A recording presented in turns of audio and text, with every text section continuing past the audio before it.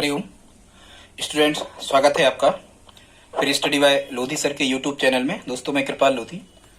Students, आज हम आपको लेकर के आए हैं कक्षा 10वीं मैथ्स में प्रश्नावली 4.2 एक्सरसाइज 4.2 के प्रश्न क्रमांक 3, 4, 5 और 6। ये 4 प्रश्न रहेंगे।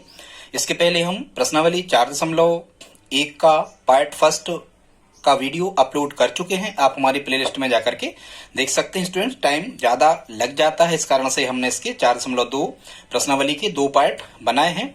दोस्तों, यदि आप हमारे चैनल पर पहली बार आए हैं तो प्लीज हमारे चैनल को सब्सक्राइब कर लें, साथ में बेल आइकन पर क्लिक करें ताकि सबसे पहले नोटिफिकेशन आपको मिलता रहे। दोस्तों, इसी प्रकार के इंपॉर्टेंट वीडियो मैथ, साइंस और सोशल साइंस के हम आपको लाते रहते हैं। तो आइए प्रारंभ करते हैं अध्याय 4 में एक्सरसाइज 4.2। स्टूडेंट्स, इसमें ये जो सभी 4 प्रश्न होंगे, हम इनको आपको हल करना सिखाएंगे। लेकिन ये सभी के सभी प्रश्न कैसे हैं, पहले हम ये जान लेते हैं। स्टूडेंट्स, इन प्रश्नों की इबारतों को हमें पढ़ करके पहले वर्ग समीकरण या द्विघात समीकरण बनाना है। फिर उस द्विघात समीकरण को हमें गुणनखंड विधि से या सूत्र विधि से हल करना है और जो भी संबंधित राशियां हैं उनकी वैल्यू को फाइंड करना है। तो आइए देखते हैं कैसे इनको हम करते हैं। फर्स्ट, ये इसमें हमने थर्ड क्वेश्चन लिया है 4.2 का। कह रहे हैं ऐसी 2 संख्याएं ज्ञात कीजिए जिनका योग 27 है तथा उन्हीं संख्याओं का जो गुणनफल है वो कह रहे हैं कितना है, 182 है। ठीक है स्टूडेंट्स, तो सबसे पहले हम उन संख्याओं को फाइंड करते हैं। यहां से हम प्रारंभ करते हैं। कोई भी संख्या को x मान लेते हैं। माना इसकी जो पहली संख्या है, माना पहली संख्या कितनी है, x है, ऐसा हमें मान लेना है। तो स्टूडेंट्स, जो दूसरी संख्या होगी, यदि पहली संख्या हमने x मानी है तो दूसरी संख्या क्या होगी, वो कहां से तय होगा, कह रहे हैं उनका योग 27 है। ठीक है स्टूडेंट्स, तो दूसरी जो संख्या होगी वो होगी 27 ऋण x। अब आप इसको कैसे मान सकते हो कि दूसरी संख्या 27 ऋण x होगी। स्टूडेंट्स, क्या होता है कि वो ये कह रहे थे कि दोनों संख्याओं का योग 27 है, माना 27 तो बहुत बड़ी संख्या होगी, तो बड़ी में से ही छोटी हम घटाएंगे। या हम कहें कि 2 संख्याओं का योग 27 है, यदि आपने एक 7 मान ली तो दूसरी कितनी होगी, 20। वो 20 कैसे निकला, 27 ऋण 7, इस टाइप से। तो ये पहली हो गई और ये दूसरी हो गई। ठीक है स्टूडेंट्स, अब हमें क्या करना है, वो कह रहे हैं उन संख्याओं का गुणनफल कितना है, 182 है। तो अब यदि उन संख्याओं का हमें यहां पर दिया हुआ है कि गुणनफल कितना है, तो गुणनफल 182 है। अब हम क्या करेंगे स्टूडेंट्स, यहाँ पर प्रश्नानुसार समीकरण बनाएंगे। तो आप लिख लेना, प्रश्नानुसार समीकरण बनाने पर क्या कह रहे हैं, उन संख्याओं का गुणनफल 182 है, मतलब पहली संख्या गुणा दूसरी संख्या। तो दूसरी संख्या कितनी थी स्टूडेंट्स, ये था 27 ऋण x। पहली संख्या गुणा दूसरी संख्या और इनका गुणनफल कितना है, 182। तो बराबर में लिख देंगे हम 182। ठीक है, आई होप आप समझ गए होंगे स्टूडेंट्स। यहां से हम क्या करेंगे, यहां से बनाएंगे स्टूडेंट्स हम वर्ग समीकरण। तो आइए देखते हैं कैसे आप कर सकते हो। उनका गुणा है, चूंकि 2 चिन्ह यदि बीच में कोई चिन्ह लगा हो तो इनको हम कोष्टक में रखते हैं। तो जब हम इसे सिंप्लीफाई करेंगे तो x का 27 में गुणा होगा तो यहाँ आ रहा होगा 27x, x का ऋण x में गुणा होगा तो ऋण x², और बराबर कितना आ रहा होगा यहाँ 182। ठीक है स्टूडेंट्स, या इसको हम लिख सकते हैं ऋण x² पहले लिख दें और धन के 27x यहाँ पर लिख दें और 182 का पक्षांतरण कर दें, इस तरफ आएंगे तो 182 का हो जाएंगे ऋण के बराबर में 0। आई होप आप यहां तक समझ गए होंगे। देखो, हमने कुछ नहीं किया, x² माइनस के थे, बराबर के उसी तरफ थे, अभी भी उसी तरफ है। ठीक है, चिन्ह हमने नहीं पलटा। उनका 27x धन के थे तो यहाँ धन के है, यहाँ धन रहता है, आगे कोई चिन्ह नहीं होता तो वो धन के ही है। 182 इस तरफ धन के थे, बराबर किस तरफ ले आए, ऋण के हो गए। अब स्टूडेंट्स, ऐसा हमने क्यों किया, ये वर्ग समीकरण बन गया। x पे 2 की घात, फिर x पे 1 की घात, फिर अचर बराबर 0। ax² plus bx plus c बराबर 0 के फॉर्मेट में पहले हमें इस समीकरण को ले आना है। लेकिन स्टूडेंट्स, यहाँ एक समस्या है, ये ऋण यदि हमें हटाना है तो बिल्कुल हम हटा सकते हैं। सिंपल इसे कैसे बना सकते हैं, ऋण का पूरे समीकरण में आप गुणा कर दिया करें तो ये ऋण बदल जाता है धन में, तो हमें आसानी होती है करने में। तो ऐसा ही हम करते हैं, ऋण का हम यहाँ गुणा करे दे रहे हैं तो सभी चिन्ह पलट दिया करें आप। तो ठीक है, कभी भी अज्ञात राशि शुरुआत में यदि ऋण आ जाए तो आप इसको पलट के ही किया करें। तो जब हम इसे पलट रहे होंगे तो या करके ये बन जाएगा धन के x², 27 धन के थे तो हो जाएंगे काय के ऋण के, और 182 ऋण के थे तो काय के हो जाएंगे धन के, और बराबर में कितना, 0। तो ये हमारा समीकरण बन गया, क्या बन गया, x² ऋण 27x धन 182 बराबर 0। अब हमें क्या करना है स्टूडेंट्स, अब हमें इनके गुणनखंड तोड़ना है। तो गुणनखंड कैसे, या श्रीधराचार्य से हल कर दो आप सूत्र से। सूत्र विधि से कठिन पड़ता है, बड़ा हो जाता है, इसलिए हम गुणनखंड विधि से हल करेंगे स्टूडेंट्स। यहाँ हम 1 का गुणा करेंगे कितने में, 182 में। ये घटते क्रम में है, 2 की 1 की अचर, सही है। तो अब हमें ऋण 27 को ऐसे 2 भागों में तोड़ना है स्टूडेंट्स कि हम गुणा यदि करें, उनका गुणा करें तो धन के 182 आए और जोड़ने या घटाने पे ऋण 27 आए। ऐसे हमें ऋण 27 को तोड़ना है स्टूडेंट्स। तो ये हम तोड़ना पिछले वीडियो में आपको बताया है, इनको कैसे तोड़ते हैं, वैसे हम तोड़ना आपको बता दे रहे हैं स्टूडेंट्स कि कैसे आप इन्हें तोड़ सकते हो स्टूडेंट्स। 14 और 13 को देखो आप, यदि हम 14 का 13 में गुणा करते हैं, ठीक है, 13 चौको 52 की 2 हासिल 5 और 13 एकम 13 और 5 18। तो देखो 13 का 14 में गुणा करने पर कितना आता है, 182 यहाँ पर आ रहा है। और यदि हम ऋण 13 और ऋण 14 को जोड़ दें या 14 और 13 को जोड़ दें तो 27 आ जाएगा। तो ये स्टूडेंट्स हमें संख्याएं मिल गई। कैसी मिल गई, इसको हम एक्स स्क्वायर ही लिखेंगे। ऋण 27x को लिखेंगे हम ऋण के 13x और ऋण के 14x, ठीक है। समान चिन्ह जुड़ जाएंगे, ऋण 13x और ऋण 14x हो जाएंगे ऋण 27 और ऋण 13 का ऋण 14 में गुणा हो जाएगा धन 182 और धन 182 यहाँ जो कि तुम लिखेंगे बराबर 0। अब हम यहाँ क्या करते हैं स्टूडेंट, 2 में से कॉमन ले लेते हैं। तो पहले पद में हमें क्या कॉमन मिल रहे हैं, शुरुआत में हमें एक्स यहाँ भी है, एक्स यहाँ भी है, तो एक्स कॉमन ले लेना। अब कुल मिला के कुछ नहीं, ये बन गया हमारा वर्ग समीकरण। आपको गुणनखंड तोड़ना है बस। और जो हम वहां शून्य निकालते थे 2 अध्याय में, या हम कहें कि यहाँ मूल हमें निकालना है, जो हम पिछली प्रश्नावली में फाइंड कर चुके हैं। 2 हमें मूल निकालना है, ठीक है। बस उन्हीं मूलों से हमारा आंसर तय हो जाएगा। तो यहाँ दोनों में से एक्स कॉमन ले लिया। एक्स का कितने में गुणा करें कि एक्स स्क्वायर आ जाए, तो एक्स में ही करेंगे। फिर इसी एक्स का कितने में गुणा करें कि ऋण 13x आ जाए, तो ऋण 13 में करेंगे, ठीक है स्टूडेंट। एक्स का एक्स में गुणा एक्स स्क्वायर, एक्स का ऋण 13 में ऋण 13x। अब थोड़ी दूरी पे आपको एक्स ऋण 13 लिख लेना है। यही कहीं कोष्टक लिख लिया करे, वो तो आना ही होता है बिल्कुल। अब इन दोनों में से हमें कॉमन लेना है। तो यहाँ चाहिए हमें कितना, ऋण के 14x, तो यहाँ हम ऋण 14 कॉमन ले रहे हैं, ठीक है। करके देखना आप, ऋण 14 का x में गुणा करना ऋण 14x आ जाएगा, ऋण 14 का ऋण 13 में गुणा करना धन के 182 आ जाएंगे। अब हम क्या करते हैं, इस स्टेप के बाद पूरे में से कॉमन लेते हैं। x ऋण 13 जैसे हमें 2 बार मिल गया, तो x ऋण 13 को हम 1 बार लिखेंगे और 1 बार लिखेंगे हम काम नहीं कॉमन, तो ये x ये वाला और मैं चिन्ह की ऋण 14 ये वाले, ठीक है। वो बराबर में हमारा 0 ये चल ही रहा है। तो स्टूडेंट्स इसे हम कोई भी समीकरण दे देते हैं, मान के चलो a, ये कोई समीकरण हमने दे दिया। अब हम यहां से 2 मूल निकालते हैं। तो मूल कैसे निकाले जाते हैं, एक बार एक गुणनखंड के बराबर 0 रखते हैं तो एक मूल निकलता है, एक बार इस गुणनखंड के बराबर 0 रखेंगे तो दूसरा मूल निकलेगा। तो जब हम पहले x ऋण 13 बराबर 0 रखते हैं तो हमें x का मान कितना मिलेगा स्टूडेंट्स, 0 का तो कोई मतलब नहीं, 13 इस तरफ आए तो काय के हो जाएंगे धन के, तो x बराबर हमें मिला 13। और जब हम यहाँ पर x ऋण 14 बराबर कितना रखेंगे, 0 रखेंगे, तो हमें यहाँ x का मान कितना मिल रहा होगा, 14 मिल रहा होगा। आई होप आप समझ गए होंगे। ये केवल हमने कुछ नहीं किया है, यहाँ पर हमने क्या किया है, केवल पक्षांतरण ही किया है।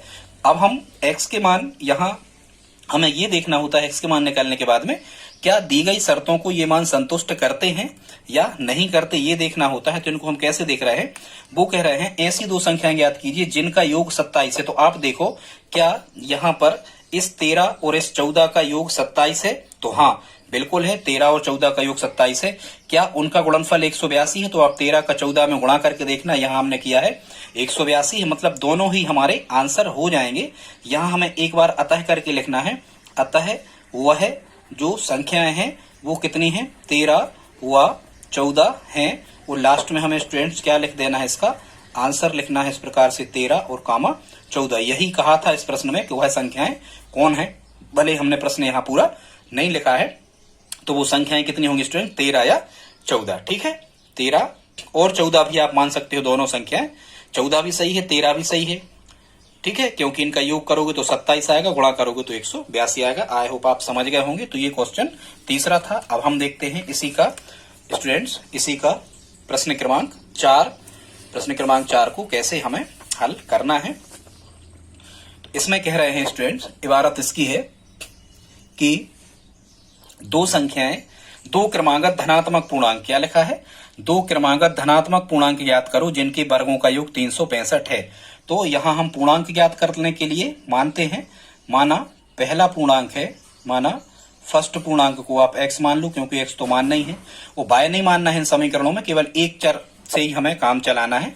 माना फर्स्ट पूर्णांक x है, तो सेकंड पूर्णांक मतलब दूसरा पूर्णांक क्या होगा ये हमें पता करना है। तो दूसरा जो पूर्णांक होगा, यहाँ क्या लिखा है, क्रमागत धनात्मक। क्रमागत का मतलब स्टूडेंट्स ये होता है, जैसे पहली संख्या 10 मान ली तो दूसरी कितनी होगी 11, तो क्या हुआ 10 धन 1 करे हमने।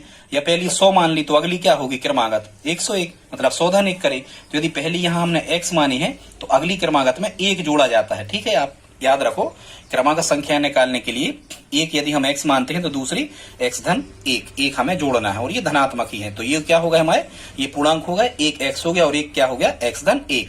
अब हमें क्या करना है, समीकरण बनाना है, वर्ग समीकरण बनाना है, द्विघात समीकरण। तो द्विघात समीकरण बनाने के लिए कह रहे हैं जिनके वर्गों का योग 365 है। मतलब अब यहां से हम समीकरण बनाएंगे, क्या कह रहे हैं, इनके वर्गों का योग जो है वो कितना है 365। तो यहां से हमारा समीकरण बनेगा कैसा, या फिर यहां पर आप ऐसा लिख लिया करें, प्रश्न अनुसार समीकरण बनाने पर इनके वर्गों का योग 365 है। माने पहली संख्या का वर्ग तो x का वर्ग हमने कर दिया, और योग माने धन दूसरी का वर्ग। तो दूसरी कितनी थी स्टूडेंट्स, यहाँ दूसरी थी x धन 1, तो x धन 1 का वर्ग। ये होल स्क्वायर लगाना पड़ेगा क्योंकि यहाँ बीच में क्या है, धन है। पहली का वर्ग धन, ये दूसरी है, दूसरी का वर्ग, इनके वर्गों का योग, योग माने धन, और कितना है 365 है, तो बराबर लगा के कितना लिखना पड़ेगा 365। आई होप आप समझ गए होंगे। इस प्रकार से बनेगा ये समीकरण, के वर्गों का योग 365 है, मतलब इनका आंसर कितना मिलना है 365। तो बराबर लगा के हम 365 लिखेंगे। अब हमें कुछ नहीं करना, केवल इसे सिंप्लीफाई करके द्विघात समीकरण बना के गुणनखंड तोड़ के हल कर देना है। ठीक है, तो एक्स स्क्वायर ज्यों के त्यों रहेंगे स्टूडेंट्स। यहाँ x धन 1 पे 2 की घात लगी तो इसको हम इस प्रकार से लिख सकते हैं, x धन 1 एक कोष्टक में और x धन 1 एक कोष्टक में, 2 की घात है 2 बार गुणा करके लिख दो, बराबर 365। ये एक्स स्क्वायर ज्यों का त्यों धन, इसको हम कैसे हल करेंगे, गुणा कर देंगे, दो कोष्टकों के बीच में गुणा होता ही है, x का x में गुणा एक्स स्क्वायर, x का धन 1 में धन x का हो गया। अब 1 का x में गुणा x, और धन 1 का धन 1 में धन 1, बराबर 365 चल ही रहे। तो यहाँ क्या मिल जाएगा, एक्स स्क्वायर और एक एक्स स्क्वायर, जोड़ ही दो इनको तो 2x स्क्वायर हो गए। धन के 1x और धन के 1x ये समान घातों के जोड़ते घटते हैं, तो धन के 2x हो गए, धन 1 ज्यों का त्यों, बराबर 365 ज्यों के त्यों। अब हमें बनाना है वर्ग समीकरण, और वर्ग समीकरण कैसे बनता है, इस फॉर्मेट में लाना है, ax square plus bx plus c बराबर 0 के फॉर्मेट में। तो अब हम 0 यहाँ ले आना लाएंगे तो 365 का पक्षांतरण हमें करना होगा। तो कैसा लिख रहा हूँ, 2x स्क्वायर धन 2x धन 1 365 इस तरफ आए का एक वगैरह की, वो बराबर में 0। तो कितना मिल जाएगा, 2x वर्ग धन 2x, ये अंक ही अंक जोड़ घट जाएंगे, ये असमान चिन्ह है, असमान चिन्ह घटते हैं, 365 में से 1 घटा तो 364, काय की बची, बड़ी संख्या ऋण की थी तो ऋण की बची, वो बराबर में कितना 0। स्टूडेंट्स क्या होता है, ये वर्ग समीकरण तो बन गया, ये वर्ग समीकरण तो बन गया, 2x वर्ग धन 2x ऋण 364 बराबर 0, ये वर्ग समीकरण तो बन गया। लेकिन क्या है, ये डाटा जो है 364 वगैरह ये बड़े हैं, हमें गुणनखंड तोड़ने में समस्या जाएगी। तो हम क्या देख लेते हैं किसी भी समीकरण में कि ऐसी कोई संख्या तो नहीं है कि उस संख्या का भाग इसमें भी जा रहा है, इसमें भी जा रहा है और इसमें भी जा रहा है। तो हमें ये संख्याएं देख लेना होती हैं ताकि समीकरण हमारा कैसा हो जाता है, छोटा हो जाता है। तो देखो 2 का भाग 2 में जा रहा, 2 का भाग 2 में जा रहा, और 2 का भाग 364 में भी जा रहा है, क्योंकि लास्ट में 4 है। तो हम यहाँ क्या कर देते हैं, ये भी समीकरण सही है, इससे भी आप हल करोगे तो भी आंसर आ जाएगा, पर आपको ज्यादा कठिनाई पड़ेगी, डाटा चूंकि बड़े हैं इसलिए। तो आप क्या कर दो, इस समीकरण में 2 का भाग कर दो, 0 में तो जाएगा ही। तो यदि हम 2 का भाग करते हैं तो या करके यहाँ हम लिख सकते हैं, हमें समीकरण 2 से 2 कट जाएंगे, 2 से जब भाग कर रहे होंगे तो यहाँ केवल एक्स वर्ग मिलेगा, धन यहाँ से 2 कट जाएंगे, यहाँ केवल x मिलेगा, और जब 364 में हम 2 से भाग कर रहे होंगे तो यहाँ आ रहा होगा 182 बराबर 0। ये बन गया हमारा क्या स्टूडेंट्स, वर्ग समीकरण, घातों के घटते क्रम में है, बिल्कुल द्विघात समीकरण, ax square plus bx plus c equal 0, इस फॉर्मेट का ये बन गया वर्ग समीकरण। अब हमें इसको हल करके इसके 2 मान निकालना है x के, क्योंकि हमारा आंसर इन्हीं x में छुपा हुआ है। तो इसको हल करते हैं हम किस मेथड से, गुणनखंड विधि से। तो फिर हमें वही करना है, क्या, इस 1 का गुणा करेंगे हम ऋण 182 में, तो हमें गुणा करने पर ऋण 182 मिले, वो मध्य पद को तोड़ा जाता है। जोड़ने या घटाने पे हमें यहाँ कुछ नहीं है तो 1 है, जोड़ने या घटाने पे हमें कितना मिले, 1 मिले, जोड़ने या घटाने पे 1 मिले और गुणा करने पर ऋण 182 मिले। तो स्टूडेंट्स ऐसी 2 संख्याओं का हमें क्या करना है, यहां से चयन कर लेना है। ठीक है, तो फिर वही जैसा हमने आपको पिछले प्रश्न में करवाया था, ऐसी 2 संख्याएं हमारी कौन सी होती हैं, 14 और 13 होती हैं। स्टूडेंट कौन कौन सी, 14 और 13, लेकिन हमें 1 चाहिए है तो 14 ले लेंगे हम धन के और 13 ले लेंगे ऋण के। 14 में से 13 घटेंगे तो धन के 1x बचेंगे, 1 बचेगा और धन 14 का ऋण 13 में गुणा करेंगे तो ऋण 182 आ जाएगा। ठीक है, ये रफ कार्य है, इस पे आपको ध्यान नहीं देना है, पर हमने संख्याएं कैसी लेना है ये आपको हमने यहाँ सिखाने के लिए इतना लिखा है स्टूडेंट्स।